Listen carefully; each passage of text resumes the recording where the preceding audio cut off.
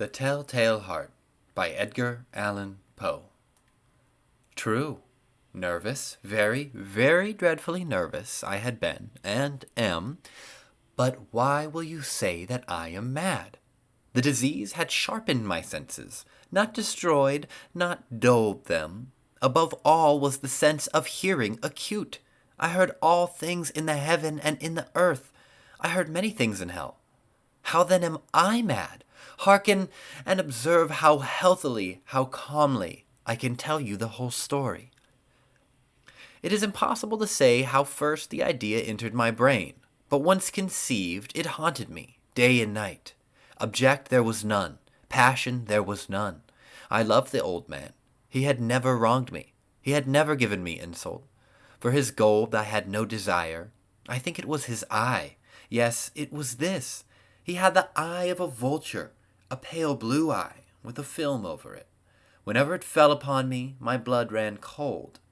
And so, by degrees, very gradually, I made up my mind to take the life of the old man, and thus rid myself of the eye forever. Upon the 8th night, I was more than usually cautious in opening the door. A watch's minute hands moves more quickly than did mine.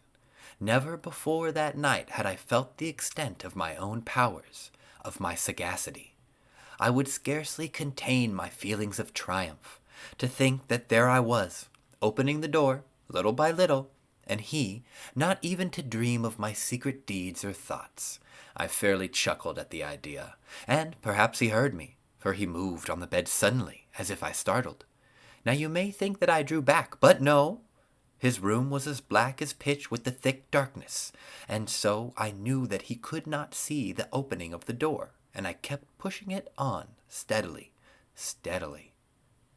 I had my head in, and was about to open the lantern, when my thumb slipped upon the tin fastening, and the old man sprang up in bed, crying out, "Who's there?" I kept quite still, and said nothing. For a whole hour I did not move a muscle, and in the meantime I did not hear him lie down. He was still sitting up in the bed listening, just as I have done, night after night, hearkening to the death watches in the wall. Presently I heard a slight groan, and I knew it was the groan of mortal terror. It was not a groan of pain or of grief. Oh, no. It was the low, stifled sound that arises from the bottom of the soul when overcharged with awe. I knew the sound well. Many a night, just at midnight, when all the world slept, it has welled up from my own bosom, deepening with its dreadful echo the terrors that distracted me. I say I knew it well. I knew what the old man felt, and I pitied him, although I chuckled at heart. I knew that he had been lying awake ever since the first slight noise, when he had turned in the bed. His fears had been ever since growing upon him. He had been trying to fancy them causeless, but he could not. He had been saying to himself, "It is nothing but the wind in the chimney. It is only a mouse crossing the floor." Or, "It is merely a cricket which has made a single chirp." Yes, he had been trying to comfort himself with these suppositions, but he had found all in vain.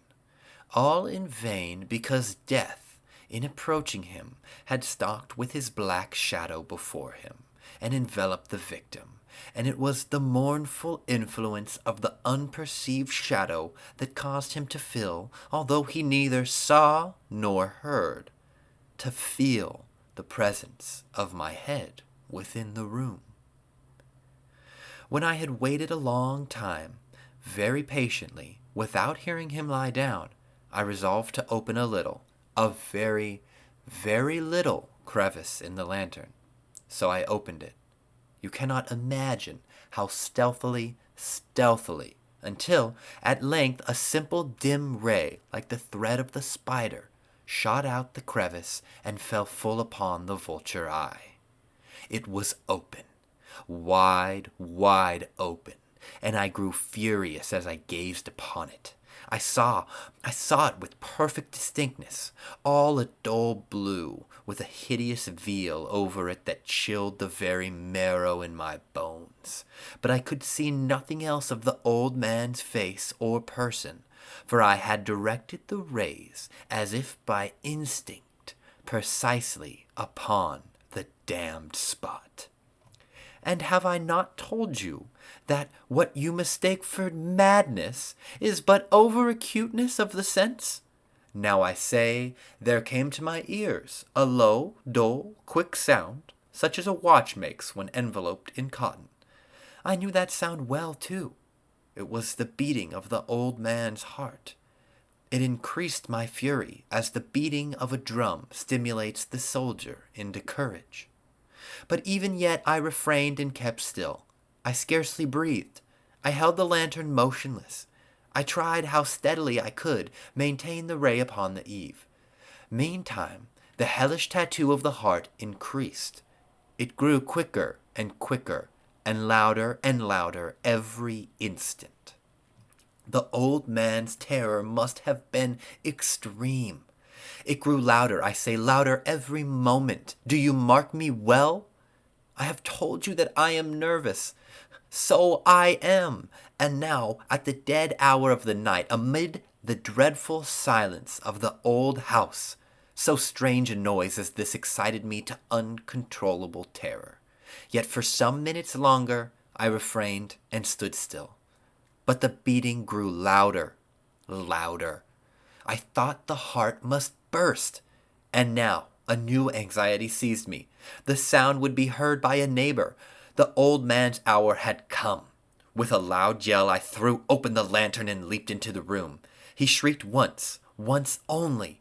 In an instant I dragged him to the floor and pulled the heavy bed over him. I then smiled gaily to find the deed so far done. But for many minutes the heart beat on with a muffled sound. This, however, did not vex me. It would not be heard through a wall. At length it ceased. The old man was dead. I removed the bed and examined the corpse. Yes, he was stone dead. I placed my hand upon the heart and held it there many minutes. There was no pulsation. He was stone dead. His eye would trouble me no more. If you still think me mad, you will think so no longer when I describe the wise precautions I took for the concealment of the body. The night waned, and I worked hastily, but in silence. First of all, I dismembered the corpse.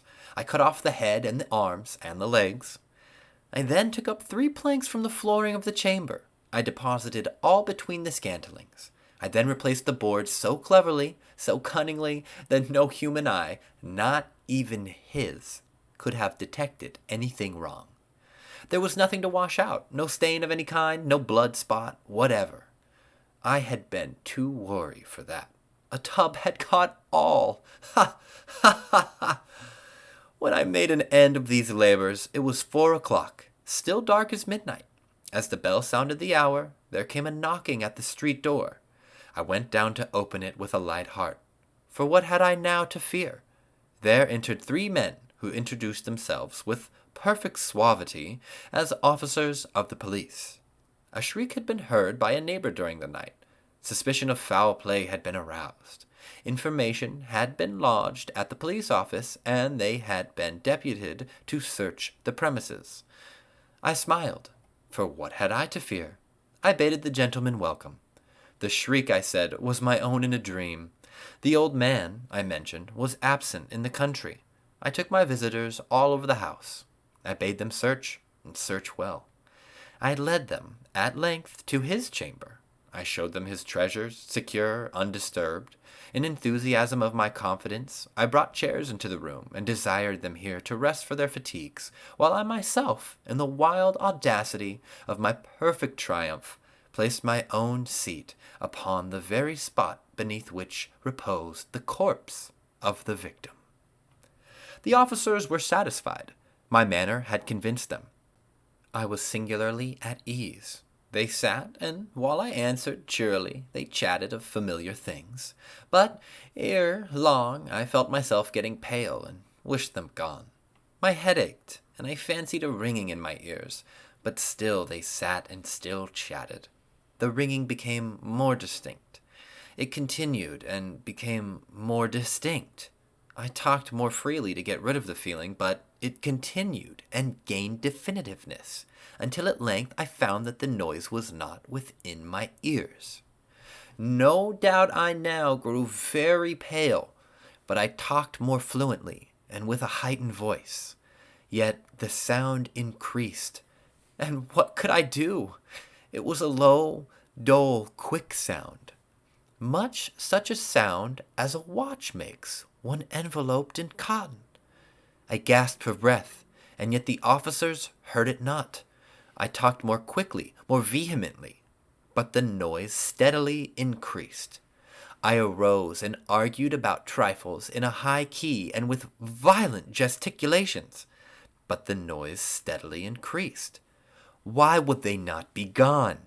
I paced the floor to and fro with heavy strides, as if excited to fury by the observations of the men.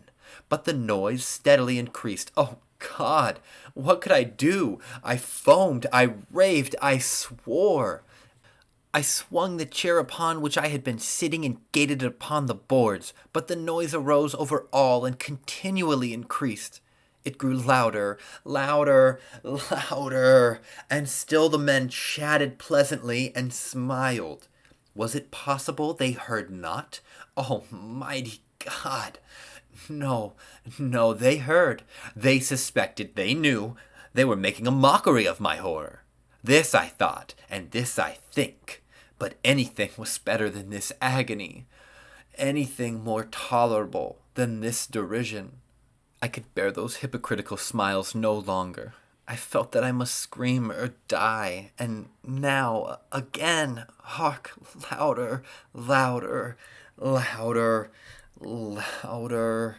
"Villains!" I shrieked. "Dissemble no more.